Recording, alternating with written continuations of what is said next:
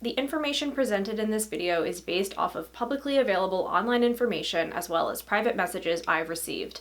Everything shared in this video is alleged, and I hold no liability for claims made. This festival has a catchy premise. All the vegan food you could ever desire, being around beautiful, like-minded people, influencer-worthy photo ops, and performances from top artists. If their social media ads are to be believed, Vegandale is a vegan oasis, somewhere between Coachella and an Instagram food reel come to life. But is it actually more of a utopian marketing scheme than a reality? Today we're discussing Vegandale and how it went from a really fun annual event that people genuinely looked forward to a cautionary tale of wasted money, safety hazards, and empty promises. The New York City Vegandale event happened last weekend, and after seeing so many local vegans share their terrible experiences online, I felt compelled to do a little more research. And after reading a number of things, including one particular Reddit post that had me borderline shaking with rage, I felt I had to make this video. As a vegan citizen, I take people making my community look bad very seriously. We're already accused of being preachy, sanctimonious, in a cult, the list goes on. Do we really need to add scammers to that list? Because a lot of what I uncovered was shady and suspicious, and also downright dangerous. The New York City event is over, but upcoming events are being heavily advertised, and if I save one person the hassle of going through everything I'm about to get into, I'll be happy. So without further ado, let's get into it. For those who aren't familiar, Vegandale is a vegan food and music festival. The first one was held in Toronto in 2015. They're now held annually in many different cities. The list seems to grow every year. I started hearing about the Vegandale Festival a few years ago, partially through social media posts, partially through vegan news outlets, and also through social media ads. And I have to say, something about it always seemed suspicious to me. I've been around the block to enough vegan block parties to know when an event seems too good to be true. Also, in my experience in general, the more aggressively something is marketed, the worse it tends to be. In addition to my suspicions, something about the name Vegandale rang bells, and I felt like it wasn't the first time I had heard it. I then remembered this 2018 Veg News article talking about the first all-vegan neighborhood forming in downtown Toronto called Vegandale, in which one block of Toronto would be transformed into a vegan business-only hub. I remember thinking, that sounds amazing, but also that sounds a little too good to be true. While publications like Veg News made it seem like this was a huge leap forward for veganism, local publications painted a very different picture. One of gentrification, angry residents, and erasure of local businesses. According to Blog Toronto, all the businesses on the Vegandale block shuttered in 2022. So although I love vegan festivals, something always stopped me from buying tickets to Vegandale. And after last weekend's events, I feel I made the right choice. With that, let's get into the disastrous New York City event. By far, the thing I heard the most about was the entry line situation, which is saying a lot because, as you'll see, there were issues with pretty much every aspect of the event. And I put line in air quotes because from all accounts and all videos and photos I've seen, it was less of a line or a few lines and more of a disorganized, chaotic mob of thousands of people. Yes or no, you still do not have a plan?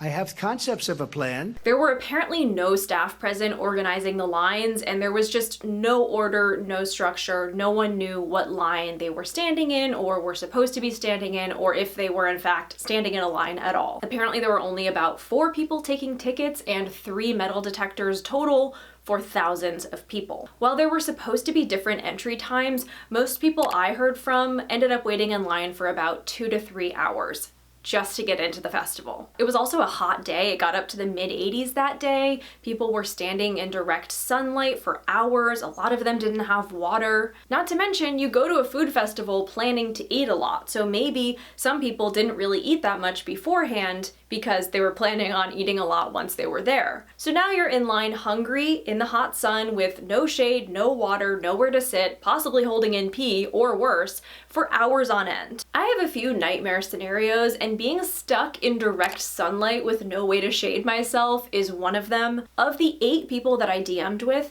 5 of them didn't even make it inside the festival. There were a few reports of people having medical emergencies, and in fact, I got a comment on Reddit from one of these people who actually had a seizure. There were accounts from eyewitnesses that this person didn't seem to be getting proper medical attention, and it's just horrifying to think that certain key safety measures that should be in place for any event of this magnitude were seemingly ignored. There were also reports of people in wheelchairs not being properly assisted, and there was clearly not nearly enough staff to manage this number of people. But hypothetically, people who didn't want to deal with the lines could have just bought VIP or priority entry tickets, right?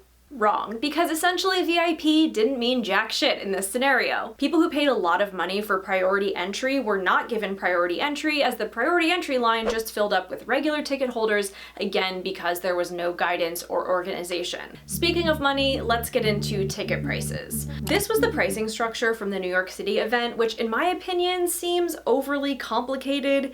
It's based on entry time and access to different parts of the festival, i.e. just the food versus food plus musical performances. Keep in mind, these are the prices to get in just to get the opportunity to spend more money on food. One of the parts that's so sickening to me about this whole thing is that as vegans, we often are willing to spend a little more money on premium vegan experiences. Just like someone might be willing to pay a high ticket price to a festival to see their favorite artist perform. Only in this case, our favorite artist is the food we never got to eat. And to think there's people out there who understand that, like how desperate we are to be catered to, and are actively like, ooh, let me make a profit off of that, is really kind of nauseating. I also saw people complaining about the price of parking, which was $30. In my opinion, it's New York City. Parking is not going to be cheap, certainly not going to be free, but people seem to be frustrated that there was no communication about the cost of parking ahead of time. Like there was communication about where to park, just not how much it would cost, which is understandably frustrating. Like just let people know what to expect. Let's move on to the location and overall vibe. If their marketing is to be believed, when you go to Vegandale, you're going to be surrounded by lush green grass, trees, and an overall Instagram-worthy, nature-filled vibe and aesthetic. In reality, the New York City event took place in a parking lot, and not a particularly pretty one either. In past years, it had been held at Randall's Island Park, which as you can see here is a pretty stunning location. Someone who went to those past events shared with me before it would be at Randall Island Park, and it was all on grass, nice shady areas under trees to picnic, and right on the river. It was so cute. The change seemed to be a last minute one and also correlated with a date change. It was supposed to be a 2-day event in August, and it changed to a 1-day event in September. According to the Vegandale website, this change was due to unforeseen challenges beyond their control. So squishing all the ticket holders from a 2-day event into 1 day certainly explains some of the chaos, but definitely doesn't excuse it. Like at the point when they realized their 2-day event was going to be condensed into a 1-day event, you would think at that point they would maybe make a decision to refund some people's tickets, or to stop selling tickets altogether. But as far as I know, the event never sold out. Like they were still selling tickets up till the day of the event, which is such an egregious oversight that I don't even know what to make of it. The new location was Citi Field, which is where the New York Mets play, and I think a lot of people assumed the event would be inside the stadium, but in reality it was in the parking lot.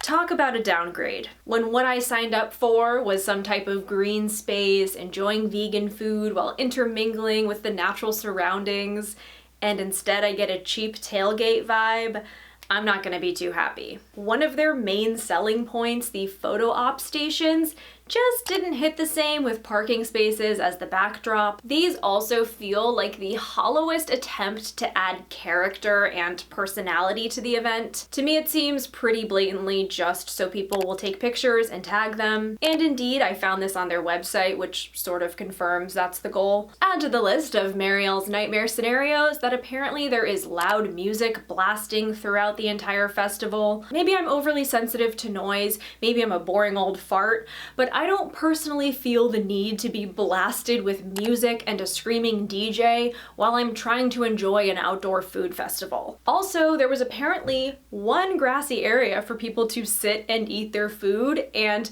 you can't make this up. Apparently the sprinklers would come on and soak everyone who was sitting there. Now getting into another hot topic, possibly the most important since this is a food festival, the food and pricing. I didn't hear the greatest things about the food, ranging from people not being happy with the lines, to not being happy with the quality of the food itself, to not being happy with the pricing. This creator on TikTok talked about the food mostly being deep fried or vegan junk food. I also found this YouTuber No Egg Craig, who has documented a few different Vegandale festivals, and it does seem to be predominantly vegan junk food. I get why vegan junk food tends to be a bit overrepresented at these events. I think it's somewhat of a natural backlash to years and years of vegans only having like a plain green salad with a vinegar dressing or some simple vegetable sides as our options when we would go out to eat. It also tends to have more of a social media virality factor than healthy fare, but I do think a little more variety and balance would be ideal. Another issue was the access to the food, or rather the lack thereof, due to the lines being extremely long, many people reporting that it would be about a 1 to 2 hour wait in line for some of the most popular vendors. One of the biggest draws of these festivals is the unlimited access to a variety of different vegan food all in one place. But if you can't even get the food, what's the point? Another big issue around the food was the pricing. Of course, there's always a bit of a markup at festivals, but it sounded like the prices at the New York City event were pretty outrageous, especially compared to previous years. One person describing $15 for a tiny skewer of items, another describing $30 for a simple sandwich. So yeah, while we expect a markup, these prices seemed a bit insane. But let's not blame the vendors, because due to the pay structure, they really didn't seem to have much of a choice. Vegandale takes 30% of all vendor earnings. Not sure if that's standard, but it seems pretty high. Vendors also have to pay a $600 deposit and are charged a 3.5% transaction fee. At a few of the events, there was a cashless payment system, which sounded like a total disaster. We'll get into that later. And while there were some people who said they enjoyed the food they got, there were also a lot of complaints about the quality of the food, which makes sense given the volume and speed at which vendors have to get food out. Like, there's almost no way for the quality of the food not to be compromised at those high volumes. But again, that's just another reason for the crowd control to be better and the event to not be oversold. But let's move on to the next point of contention, the lack of water. Let's add another thing to my nightmare scenario list, which is lack of access to water. This is something that should be illegal, and in fact apparently is. According to everything I've heard, there were no water refill stations inside any of the festivals this year. If you brought your own water bottle, you had to dump it before entering. The only way to get water was to wait in another insanely long line and pay $4 or $4.50, I heard conflicting reports, for a small Poland Spring bottle. And you couldn't just buy water from a vendor that you were already getting food from, because the vendors weren't allowed to sell water. You had to get your water from a Vegandale specific vendor that sold water. So you had to wait in a separate line just to buy water. You couldn't just be like, oh yeah, can I also get a bottle of water with my fried chicken sandwich? After waiting outside in the hot sun for so long to get in, the thought of not immediately being able to get water is so panic-inducing to me. Like, this is a basic human right. Get your shit together. One of the weirdest things though is that they did have water refill stations at past events, and it's clearly something that they took away this year. It's hard to find any explanation for that other than organizers wanting to derive maximum profit from attendees at the cost of the attendees' time and safety. We're going to come back to the repercussions of the water issue, but now let's talk about the concert aspect. If you've seen Vegandale's marketing, the live performances are a big part of it. It's marketed as this epic vegan food festival and epic music festival all in one. Would you believe me if I told you there's been controversy about the music aspect too? Well, You better believe it. In general, the artists they book seem to all fall in the category of R&B and hip hop. I'm not familiar with a lot of these artists, but they do seem to be a pretty big draw. There was something I saw about an artist that was supposed to perform at the New York City event, but pulled out like a week or maybe 2 weeks before. And mind you, also a week ago, they switched up the lineup. So Quavo wasn't performing anymore.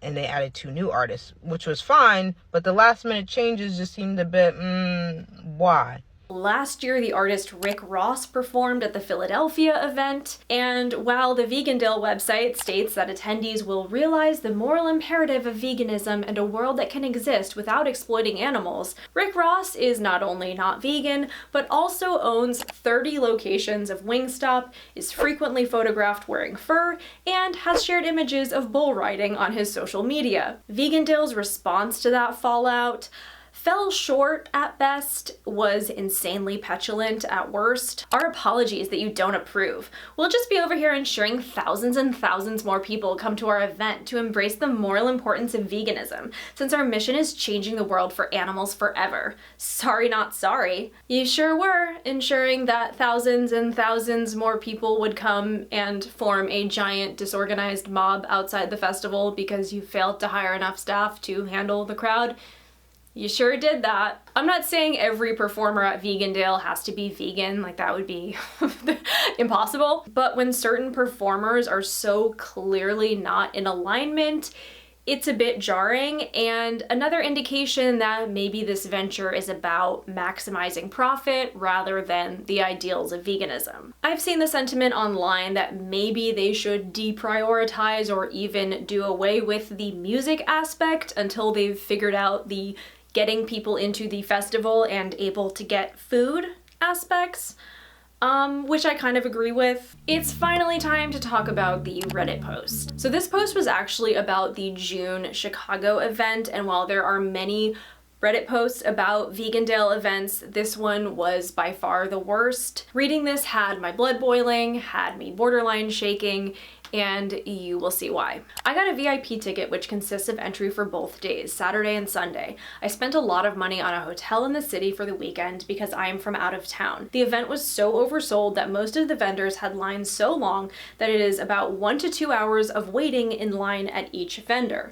I stood in one line for 2 hours for one dish that was so bad it was inedible. This is where things start to feel not just poorly organized, but downright scammy. The cashless payment system is a big scam. The system consists of a QR code wristband that requires funds to be loaded onto it. Credit cards and cash were not accepted. The kicker is that festival goers cannot load money onto their wristband without standing in line for an hour for an employee to load the funds for them. This means that if funds run out, you have to go stand in the line again for an hour to add more funds. The wristbands were hit or miss as to whether or not they would work. This means that you can wait in line for hours for a vendor and then be unable to purchase anything due to wristband malfunctions. We had already discussed the water situation, but this was the part that made my blood boil. There were no water refill stations, no free water. This means that you have to stand in long lines for water. And if your wristband doesn't work, I guess you'll end up like other festival goers, including young children who attended the event with their parents who had passed out from dehydration and extreme heat. It was in the 90s. There were no tents set up for shade. A comment on this post corroborates this. The lack of free water is dangerous and should be illegal. I saw at least 4 different people, including children, being taken away by medics after passing out from the heat. And that's not where the safety issues ended. On Sunday, 2 Chainz performed. Before he came out, there was a fight that broke out in the crowd. This resulted in a stampede and many people getting trampled and hurt, children included. Mace was allegedly a part of this fight. Some people also heard shots fired. Back to the scamming. It is going to cost $3 to return any unused funds from the wristband. Vegandale will keep any unclaimed funds. There is about a 1-week period of time to claim unused funds, and you have to have the number from your wristband in order to do so. One thing I'll say for the Vegandale organizers is that they did away with the wristband system, or at least didn't require it for the New York City event, so at least they learned something from that. Due to the horrific experience and misleading advertising, I emailed Vegandale to request a refund. The best that they could offer is a free ticket for next year, which I declined. I ended up doing a chargeback through my bank and encourage everyone else with a similar experience to do the same. In Vegandale FAQs, it warns that chargebacks could result in being banned from all future events. Aww, so your you're telling me if I tell my bank I didn't get the service I paid for, which is a legitimate reason for a chargeback, I can't come back next year and almost pass out from dehydration, wait 2 hours in line for cold and edible food, get trampled and allegedly shot at? Oh, come on! I was really looking forward to that. Overall, Vegandale should be shut down completely after they jeopardize the safety of so many people. I would be surprised if no lawsuits come of this. And this is all before the chaos of the New York City event. In theory, vegan festivals are great. You get to try lots of different types of vegan food, be around like-minded people, and support vegan businesses. But when you only have time to try one, maybe two food vendors because the lines are too long, can't even spend the money you preloaded because your wristband keeps malfunctioning, don't have anywhere to sit and enjoy the food you bought, and have anxiety about getting enough water the whole time, well, is it even worth it? So let's talk about the response from the Vegandale organizers to the most recent event in New York. I'm just being silent because that's literally all they've done. They haven't addressed or acknowledged the New York City chaos at all. Utter chaos at the entrance, an insanely high number of ticket buyers not being able to get in, several medical emergencies, and not so much as a text apology on their stories, not reaching out to ticket holders to apologize for what happened, nothing. And on the one hand, sure, maybe they just don't want to admit guilt, but on the other hand, they're currently trying to push ticket sales for their upcoming events, and the internet is currently flooded with horribly disparaging accounts warning people to do anything but buy a ticket to Vegandale. So, yes?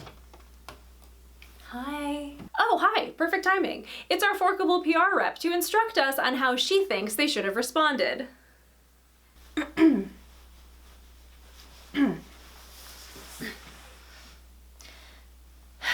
To our amazing NYC #Vegandale crew, we had the best time at Saturday's event and want to thank you for making it so incredibly special. We are also aware that the entry situation prevented many ticket holders from getting into the event. We want to extend our sincerest apologies to anyone who was unable to enjoy #Vegandale. As an organization, we strive to do better.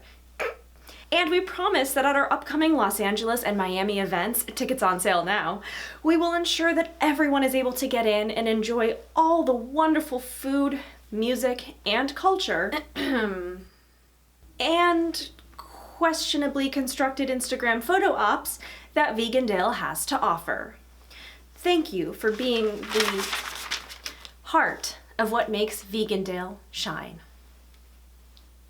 They couldn't even say that. They couldn't even spout off some bullshit statement like that. No offense.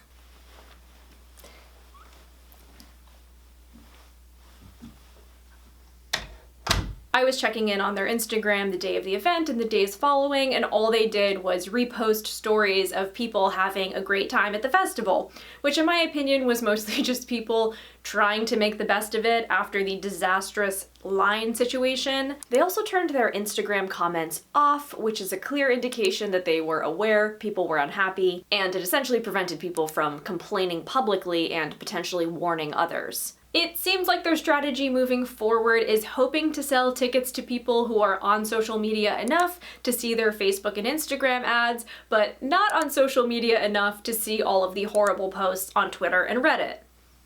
Good luck with that, I guess. Let's talk about who is behind Vegandale. The company behind the event is called 5700 Inc., which is owned by a Canadian man named Hellenic Vincent DePaul. So Hellenic is the founder of Vegandale, and from all accounts, he does seem to be truly a vegan, which is, I guess, somewhat of a relief that it's not a carnist trying to profit off of veganism. According to this Reddit comment, the owner is vegan, but he employs many non-vegans.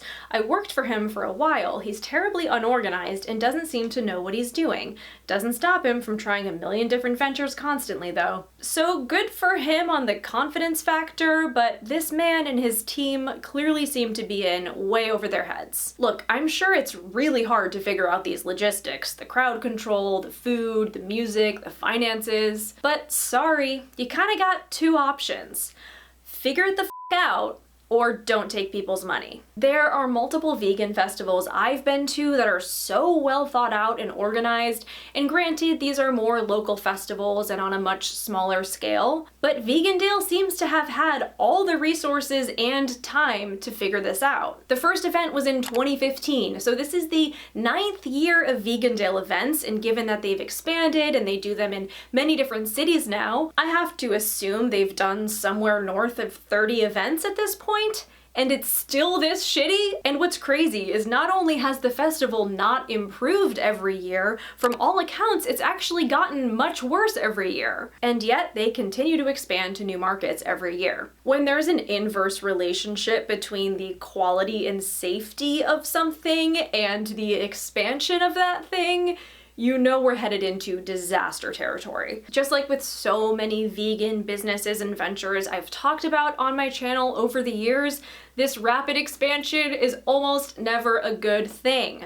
Like, figure out, like, it's so much better just to be small and super successful than huge and a total mess. I didn't go to business school, but I feel like I could teach a lecture on this. I just don't understand, like, why don't they just hire a team that specializes in festivals? Throw some money at the problem. Yeah, I'm sure it would be expensive, but wouldn't that be better than speed running, destroying the reputation of your company? Just like you can't artificially construct a neighborhood within an existing city, you seemingly can't create a huge production vegan festival out of thin air. The general consensus of people who went to Vegandale seemed to be that they would have much rather just taken all that money they spent and gone out to eat at a local vegan restaurant or several local vegan restaurants. Let's just do a quick cost breakdown. Let's say you went with one other person, and going with one of the lower ticket prices, $20, so $40 right there for your 2 tickets. Then you drove, so parking was $30, so that's $70 total. We're not even gonna factor in gas because you probably drive a hybrid. Then once inside, you're almost dying of thirst, so you get 2 bottles of water for $9, brings us up to $79. And now you wanna buy some food. The average food prices seem to range from $15 to $30, so let's go with $22 for the average food price. And let's say you get 6 items to try between the 2 of you, which I feel like is reasonable, maybe even a bit conservative. So that's $132 just on food. Maybe you even tipped at a few of the stalls because you felt awkward when they turned the iPad around. And maybe you got a couple drinks. Non-alcoholic beverages seem to be around $7 each, so 2 of those, that adds $14. So we're at $225 total. Maybe you bought merch, maybe there were a couple other things you wanted to buy, but let's just say $225. And like I said, I think that's a pretty conservative guess for 2 people because that's not factoring in hotels or tolls if you drove from far away. And just think, if you were to go into New York City or insert whatever city, how much incredible vegan food you could get for that price. You could have a sit-down dinner at a nice restaurant, multiple courses, drinks, dessert, tip, and still probably come in at lower than that. Which just makes me wonder, is that the better thing to do anyway? Just go into a vegan-friendly city and create your own multi-restaurant festival? You'd certainly be getting a better value and also directly supporting vegan businesses. I've seen some vegans say online in regard to this whole thing, things like, wow, veganism really seems to be going downhill, and having this sort of dejected attitude about it, which is sad to see and which I also don't agree with. I actually think veganism is growing. I think people care more about it, are more excited about it, and inspired by it than ever before, and more than ever wanting to have unique food experiences and connect with like-minded people. The insane crowds at these events are evidence of that. And as a result, there will be people, entities, and organizations trying to capitalize off of that excitement. Some executing really well and with the intention of creating meaningful experiences for vegans. And some doing it really poorly and failing fantastically. And those spectacular large-scale failures are what we tend to hear about more. In my opinion, it's good that we're hearing about it, that we're coming together as a vegan community and being like, hey, we deserve better than this. So with the demand there and the vendors there,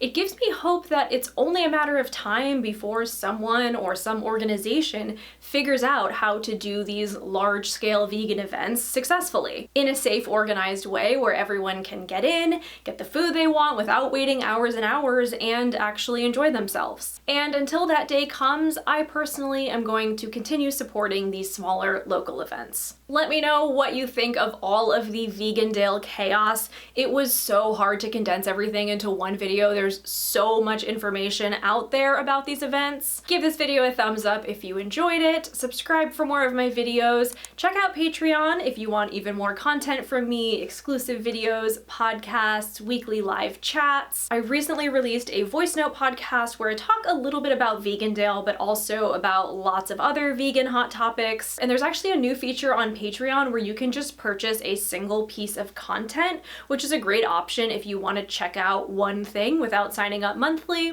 Thank you to the Fancy Forks, Claudia, and Snowy Winter. Thanks for watching. Stay safe, have fun, keep it totally forkable, and I'll see you again soon. Bye!